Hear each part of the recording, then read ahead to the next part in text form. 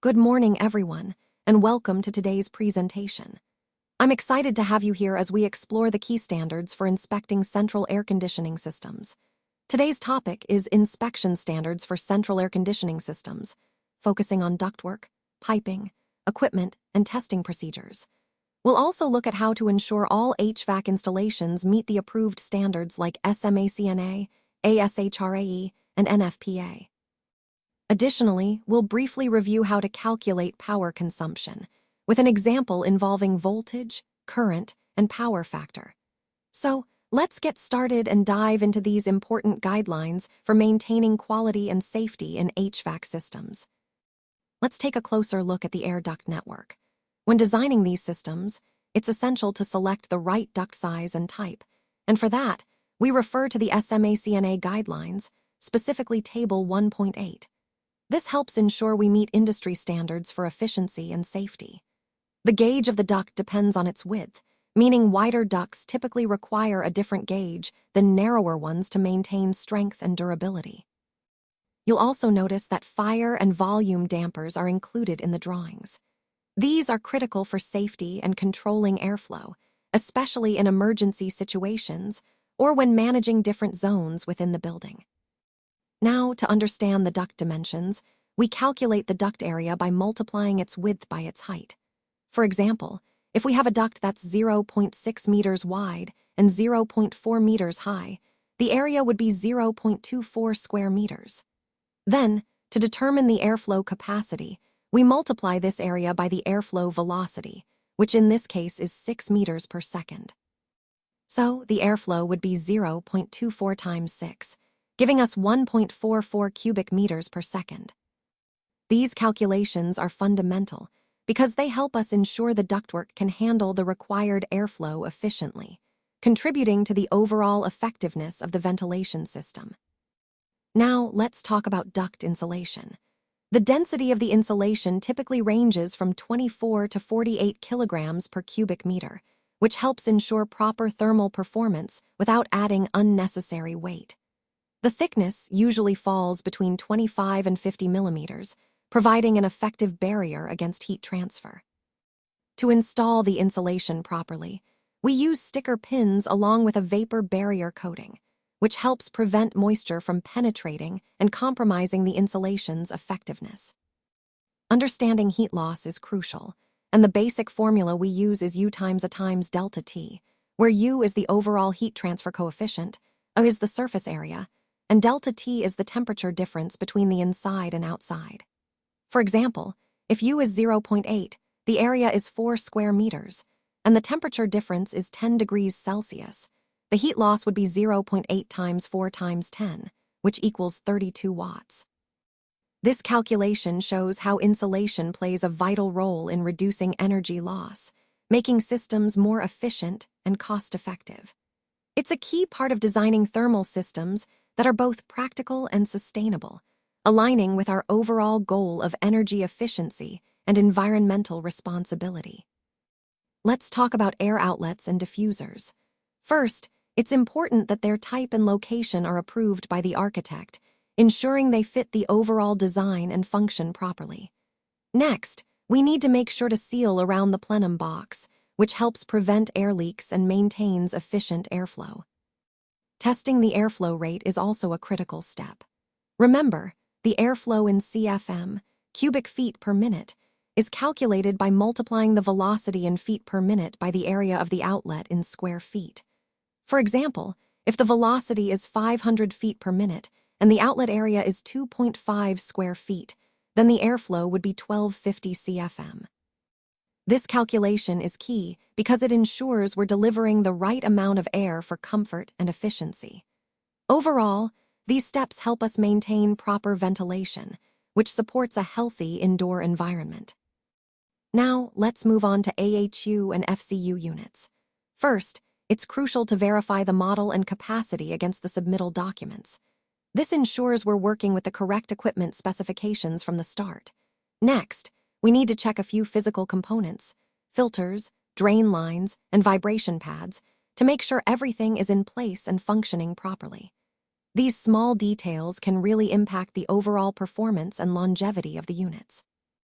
Additionally, performing an electrical rotation test is essential. This test confirms that the motor rotation is correct, which helps prevent operational issues down the line. Now, let's talk about calculating the cooling load. The basic formula is 1.08 times the airflow in CFM times the temperature difference, or delta T for example. If we have 1200 CFM and a delta T of 10 degrees, the calculation is 1.08 times 1200 times 10, which equals 12,960 BTU per hour. That's roughly 1.08 tons of refrigeration. Understanding this calculation is key because it helps us size and select equipment properly, ensuring efficient cooling performance that matches the building's needs. So, always remember to verify your model, check those critical components, perform the electrical test, and accurately calculate your cooling load to keep everything running smoothly.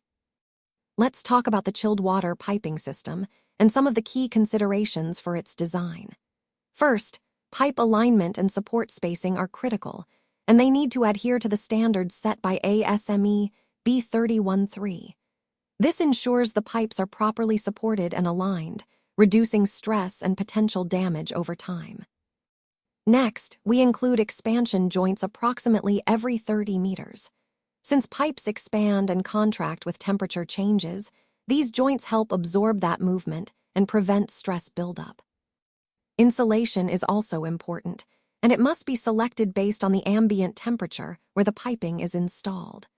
Proper insulation helps maintain thermal efficiency and prevents heat loss or gain. Now, to understand how much the pipe length can change due to temperature variations, we use this simple formula. Delta equals alpha times L times delta. Here, alpha is the coefficient of linear expansion, L is the original length, and delta is the temperature change. For example, if we have a 30-meter pipe and a coefficient of expansion of 12 times 10 to the minus 6, with a temperature change of 40 degrees Celsius, the expansion would be approximately 14 millimeters. This calculation is vital to ensure the piping system accommodates thermal movement safely and effectively.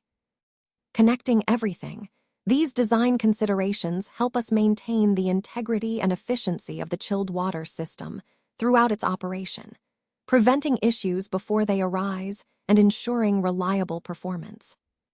Now let's talk about pumps, expansion tanks, and cooling towers. First, the expansion tank volume is designed specifically to accommodate the system's needs, helping to manage pressure changes and prevent issues down the line. Next, we ensure that pumps are properly aligned and leak tested. These steps are critical for smooth operation and to avoid costly repairs later. Then, we have the installation of the cooling tower equalizer line. This line helps balance the system's pressure and flow, maintaining efficiency and stability. Moving on to pump power calculations, this formula is very useful. Pump power equals the flow rate times the head, divided by 3960 times the pump efficiency. For example, if we have a flow rate of 200 gallons per minute and a head of 50 feet, with a pump efficiency of 70%, the power required would be approximately 3.6 horsepower. Understanding these components and calculations is key to designing a reliable, efficient system, which ties back to our overall goal of optimizing performance and energy use in our projects. Now let's move on to the testing and commissioning phase. First, we perform a duct leak test, which can be done using smoke or light. This helps us identify any leaks in the ductwork to ensure airtightness. Next, we conduct a water pressure test, which should be at 1.5 times the working pressure.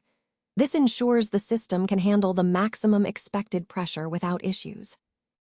We then need to maintain this pressure for at least 24 hours without any drops, confirming the system's integrity over time.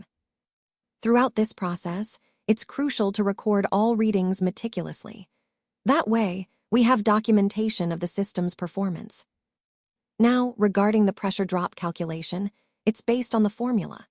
Pressure drop equals rho times G times H, for example, if we have a height difference of 5 meters, using a density of 1,000 kilograms per cubic meter and gravity as 9.81 meters per second squared.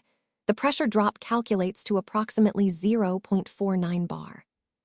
These tests are essential to ensure the system functions reliably and safely before it's handed over for operation. Now, let's move on to the final verification and compliance summary. On this slide, we see a quick overview of the key areas we've inspected and the standards we've used to verify compliance. For the duct installation, we've confirmed that it meets the criteria set by SMACNA, specifically regarding sealing and leakage class, which are critical for energy efficiency and air quality. Regarding the chilled water piping, we've checked that the alignment and supports conform to ASME B3013 standards, ensuring safe and reliable operation over time. The cooling towers have undergone performance testing according to CTI SDD 201, which guarantees they meet the required efficiency and capacity benchmarks. For the air handling units, we've verified that their capacity and operation adhere to AHRI 410 standards, ensuring proper ventilation and indoor air quality. Lastly, our testing and commissioning phase included thorough pressure, flow, and balancing reports, all of which have been reviewed and approved to confirm the system works as intended.